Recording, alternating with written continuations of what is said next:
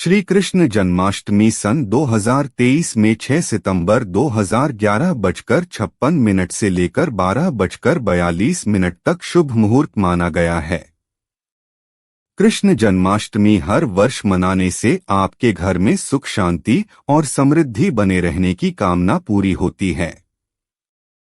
इस त्योहार को एक हंसी खुशी और उल्लास के साथ मनाना चाहिए। हमें इसकी पूजा को अलग अलग प्रतिक्रिया में मनाना चाहिए। इसे अच्छे विचार और विमर्श भी दिल के अंदर प्रवेश करते हैं। भाद्रपद कृष्ण अष्टमी को श्री कृष्ण जन्माष्टमी कहते हैं क्योंकि यह दिन भगवान श्री कृष्ण का जन्मदिवस माना जाता है। इसी तिथि की घनघोर अंधेरी आधी रात को रोहिणी नक्षत्र में मथुरा के कारागार में वसुदेव की पत्नी देवकी के गर्भ से भगवान श्री कृष्ण ने जन्म लिया था। यह तिथि उसी शुभ घड़ी की याद दिलाती है और सारे देश में बड़ी धूमधाम से मनाई जाती है। जन्माष्टमी के दिन भगवान श्री कृष्ण की जन्म संबंधी कथा भी सुनते सुनाते हैं, जो इस प्रकार है। द्वापर युग में भोजवंशी राजा उग्रसेन मथुरा में राज्य करता था। उसके आताई पुत्र कंस ने उसे गद्दी से उतार दिया और स्वयं मथुरा का राजा बन बैठा। कंस की एक बहन देवकी थी, जिसका विवाह वसुदेव नामक यदुवंशी सरदार से हुआ था। एक समय कंस अपनी बहन देवकी को उसकी ससुराल पहुंचाने जा रहा था।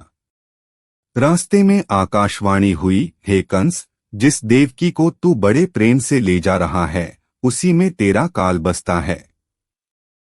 इसी के गर्भ से उत्पन्न 8वां बालक तेरा वध करेगा। यह सुनकर कंस वसुदेव को मारने के लिए उद्यत हुआ। तब देवकी ने उससे विनयपूर्वक कहा, मेरे गर्भ से जो संतान होगी उसे मैं तुम्हारे सामने ला दूंगी। बहनोई को मारने से क्या लाभ है। कंस ने देवकी की बात मान ली और मथुरा वापस चला आया। उसने वसुदेव और देवकी को कारागृह में डाल दिया। वसुदेव देवकी के एक एक करके 7 बच्चे हुए और 7 को जन्म लेते ही कंस ने मार डाला। अब 8वां बच्चा होने वाला था। कारागार में उन पर कड़े पहरे बैठा दिए गए। उसी समय नंद की पत्नी यशोदा को भी बच्चा होने वाला था। उन्होंने वसुदेव देवकी के दुखी जीवन को देख 8वें बच्चे की रक्षा का उपाय रचा। जिस समय वसुदेव देवकी को पुत्र पैदा हुआ, उसी समय संयोग से यशोदा के गर्भ से एक कन्या का जन्म हुआ, जो और कुछ नहीं सिर्फ माया थी। जिस कोठरी में देवकी सुदेव कैद थे, उसमें अचानक प्रकाश हुआ और उनके सामने शंख, चक्र, गदा, पद्म धारण किए चतुर्भुज भगवान प्रकट हुए। दोनों भगवान के चरणों में गिर पड़े। तब भगवान ने उनसे कहा, अब मैं पुनः नवजात शिशु का रूप धारण कर लेता हूँ।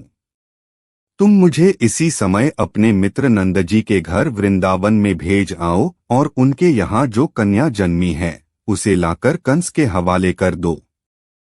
इस समय वातावरण अनुकूल नहीं है, फिर भी तुम चिंता न करो।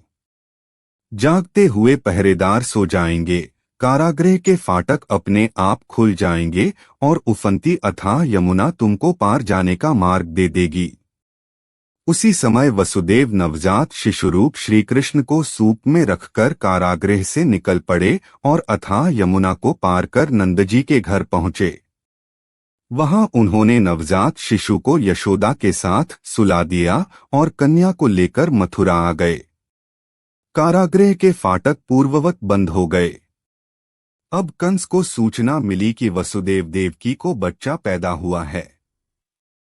उसने बंदीगृह में जाकर देवकी के हाथ से नवजात कन्या को छीनकर पृथ्वी पर पटक देना चाहा, परंतु वह कन्या आकाश में उड़ गई और वहां से कहा, अरे मूर्ख, मुझे मारने से क्या होगा। तुझे मारने वाला तो वृंदावन में जा पहुंचा है। वह जल्द ही तुझे तेरे पापों का दंड देगा। यह है कृष्ण जन्म की कथा।